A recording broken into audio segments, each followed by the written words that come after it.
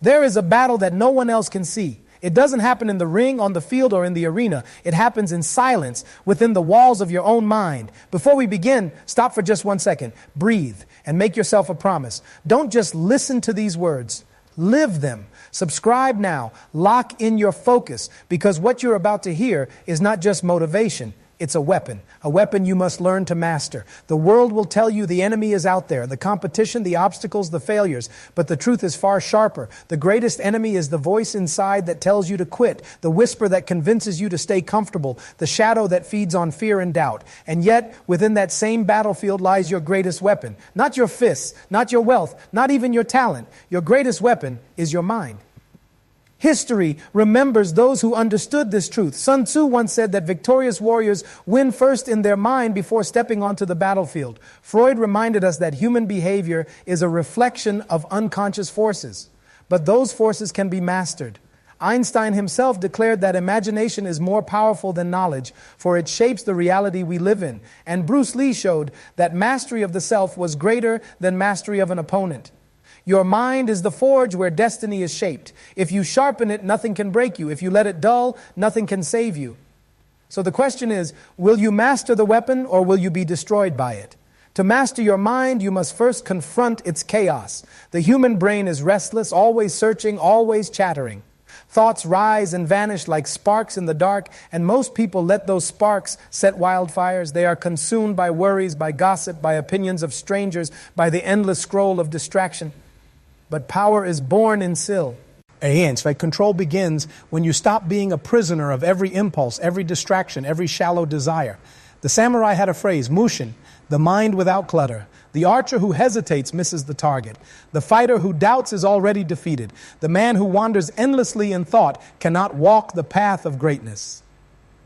To win this invisible war, you must discipline your inner world. You must rise before the sun and command your thoughts before the day commands you. You must learn the art of stillness, of choosing one thought over 1,000 temptations, of focusing on one goal until it bends the universe toward you.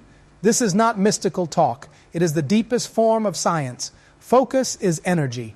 And energy, when concentrated, cuts through obstacles like fire through paper. The mind is not only a weapon, it is a mirror. What you see inside, you create outside. If you hold fear, you will walk in fear. If you cultivate strength, you will move like a storm. Carl Jung said, until you make the unconscious conscious, it will direct your life and you will call it fate. Think of that. How many lives are wasted because people refuse to see the chains inside their own head? They say life is unfair, destiny is cruel, opportunity is rare. No, it is not fate holding them down. It is belief, a belief they never questioned, a story they never rewrote. If your inner dialogue is one of defeat, then even victory will taste like loss.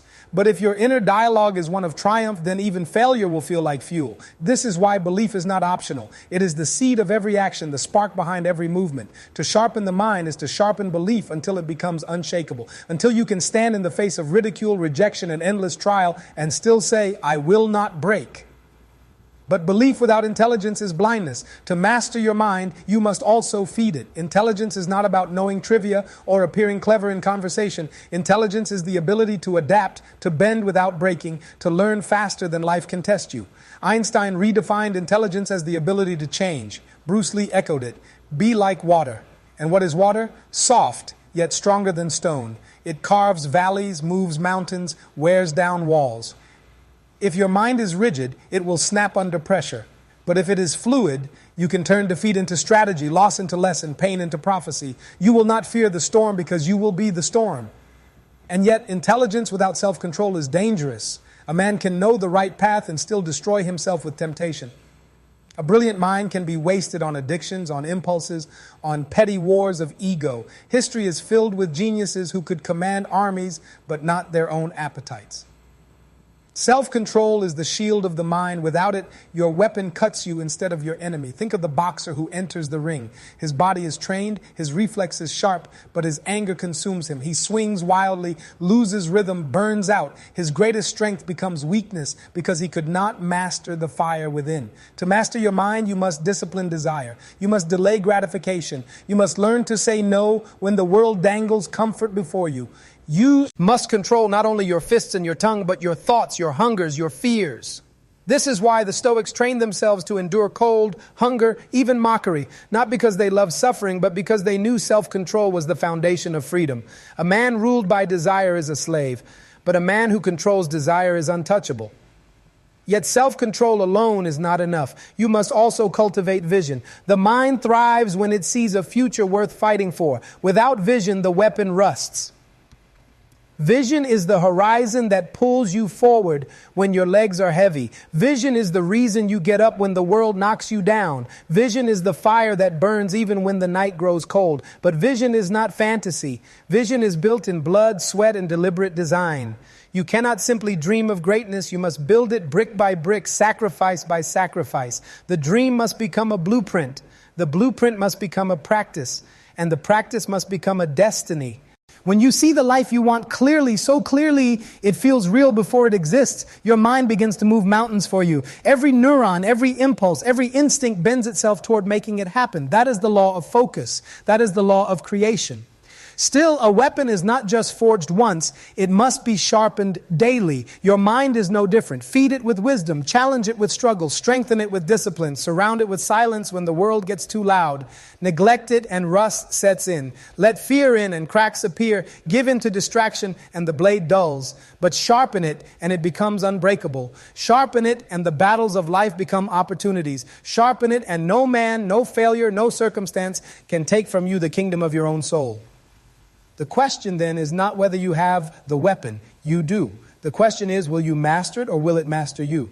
Your mind is your greatest weapon, but every weapon demands courage to wield. What good is a sharpened blade if the warrior trembles before battle? What good is intelligence, focus, and self-control if fear holds the hand that carries them? Fear is the silent assassin of the mind. It paralyzes before it strikes. It convinces you to surrender before the war begins. Fear will dress itself in logic, whispering excuses, telling you it's not the right time, not the right place, not the right moment. But underneath every excuse lies the same shadow, fear. The cure for fear is not its absence, but its mastery. Courage is not the denial of fear. It is the decision to move forward in spite of it. Every legend you know, every figure who shook history felt the sting of fear, but they stood anyway. They stepped forward when their knees shook, when their breath quickened, when their hearts screamed to run. That is what made them unstoppable. Fear sharpens the mind if you let it. It quickens the senses, heightens the awareness, but it must be tamed, harnessed, transformed into fire. The warrior who learns to ride fear instead of fleeing from it becomes a force no one can calculate. And this is where belief transforms into destiny. You see, belief is not a decoration for the mind. It is the steel framework upon which all else rests. Without belief, self-control becomes struggle without purpose. Without belief, vision becomes a picture with no life. Without belief, intelligence becomes analysis without courage. Belief is oxygen for the mind. The one who believes with unshakable certainty creates a gravity field that bends reality toward him. Opportunities seem to appear. People say he is lucky, but it is not luck. It is the alignment of the inner world with the outer. This is the story of every breakthrough, every revolution, every act of greatness. Behind them all was not just talent, not just knowledge, but belief carried to its highest form, conviction. Conviction is the ultimate form of the weaponized mind. Conviction does not waver when the night is long. Conviction does not retreat when storms rage. Conviction does not beg for approval. It simply moves forward, burning with the certainty that nothing, no man, no failure, no rejection can stand against it forever. But conviction is not given. It is built. It is built in the hours when no one is watching, in the mornings when the alarm screams and you rise anyway, in the nights when exhaustion whispers and you grind anyway. Conviction is built when you decide that your destiny is not negotiable, that your mind will not bend to comfort, that your soul will not bow to fear. When you build conviction, you no longer chase success. Success chases you because the world cannot resist a mind that knows where it is going and refuses to stop. And so we arrive at the truth. The world outside you is nothing more than a reflection of the world inside you. Weak mind, weak life, strong mind, strong life, chaotic mind, chaotic life, disciplined mind, disciplined life, your relationships, your career, your health, your destiny. They are all shadows of the thoughts you cultivate, the beliefs you water, the convictions you forge. forge. You cannot hide from this truth. You cannot cheat it. You cannot pretend it doesn't exist. The mind creates. The mind destroys. The mind liberates. The mind enslaves. And you, only you, hold the power to choose which path it will take.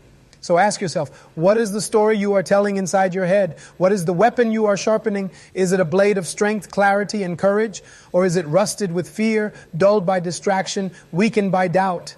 Every day the choice is yours. Every morning you wake with the opportunity to sharpen the blade or to let it corrode. Every action, every thought, every sacrifice feeds the weapon or weakens it.